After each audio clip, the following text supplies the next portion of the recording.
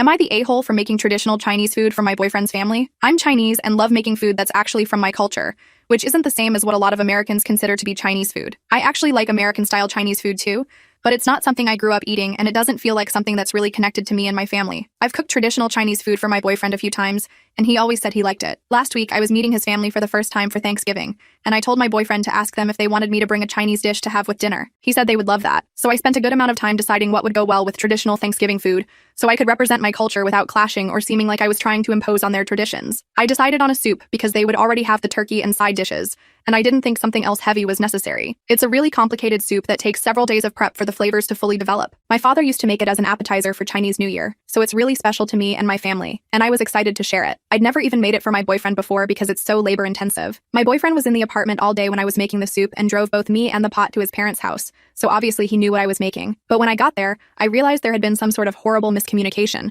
because there was no food at his parents' house, and when they saw me walk in with just a soup pot, their faces fell. Apparently from the conversation with my boyfriend, they'd gotten the idea that I was going to be making the kind of spread you'd get at an American-style Chinese restaurant.